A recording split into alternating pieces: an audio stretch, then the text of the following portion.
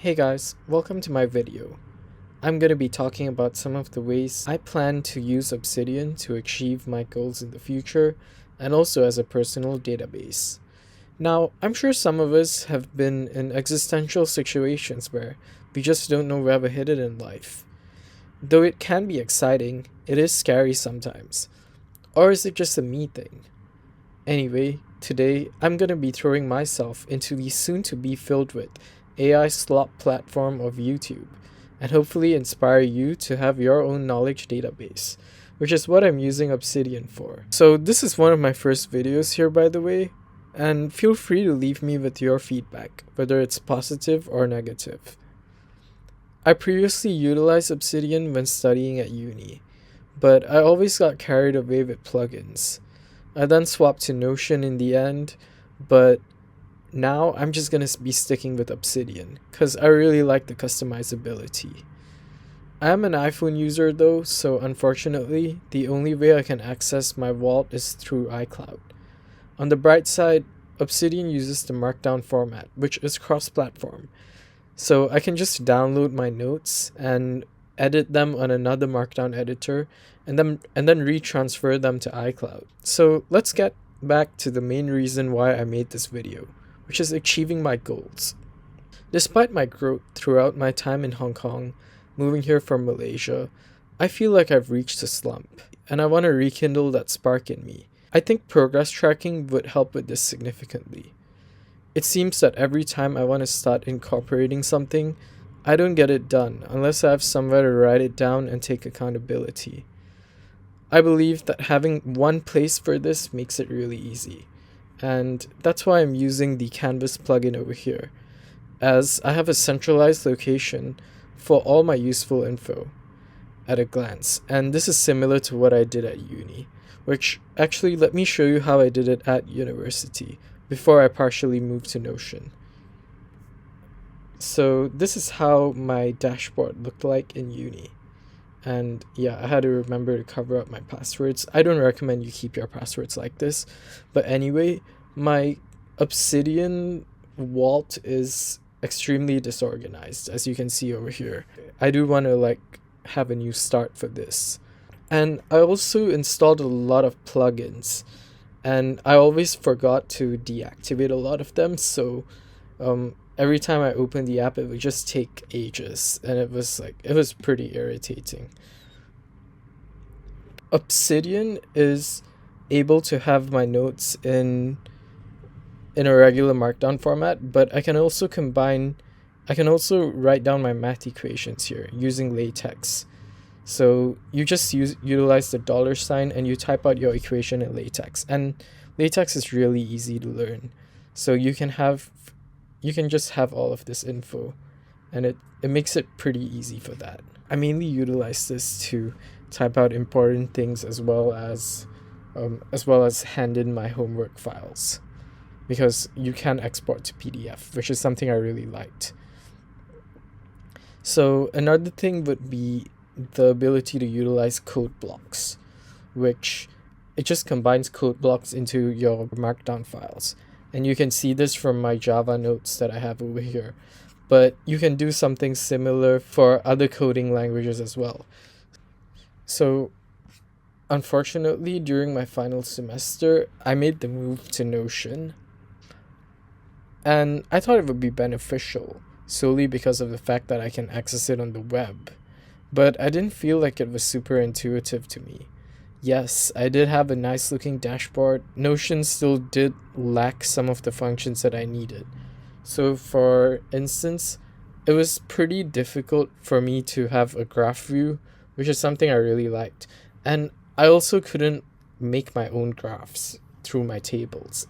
Notion made it needlessly complicated. And also another thing that I really like, and this is one of the key benefits that I found with Obsidian, it would be the fact that you get access to a crap ton of themes. So these are just some of the themes that I liked. So this is one I used a lot. It's called 80s Neon. And there's also Cyberglow, which let me just change the color of that. I don't know why. I just really like personalization. I find that really important. So anyway, let's get back to my main Obsidian vault, which I call it Frozen Berry. And now I'll just be talking about the ways that I better utilize Obsidian as a tool to achieve my goals. Post injury, my 5K timing dropped a lot, and this was combined with me doing a lot less cardio and being overly focused on strength training. So I'm currently aiming to improve my 5K timing as well as train for high rocks.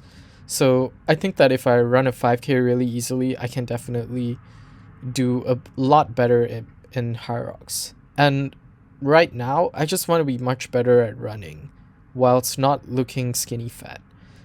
Previously, I was better than I am now. Like my PR for a 5K was 18 kilometers per hour or 16 minutes and 30 seconds. But unfortunately, I wasn't too muscular. I was just pretty skinny fat. Now I'm just a little bit more muscular. I weigh a lot more than I used to, but which kind of coincides with my speed not being as good. I did have like the issues post injury where my speed dropped a lot and I wasn't really focused enough. Another thing is that I'm using a lot of apps for tracking my workouts, calories, and measurements. But despite this, I kind of want to stop depending on them, since so many features are locked behind a paywall. And yeah, I'm also broke, so having a centralized solution for all my data is pretty nice, I would say. I installed these three plugins, which are Data View, Charts, and Charts View to help with this. And yeah, they help me visualize my data. Let me actually just show you the plugins. So these three are the most important for me. I do like file color, I do like folder notes since I'm better able to organize my notes. But yeah, I would say these three over here are essentials for having your charts and visualizing your data. As you can see here, I do have a table, and it's really important to have your table tagged as something. So it doesn't show what I tagged my table as over here, but let me go to the source mode to see that. So okay, I tagged it as core table, and I did the same thing I did use core table as the ID for my chart as well, so it helps relay the data to the chart. It's a little bit better if I just insert a table.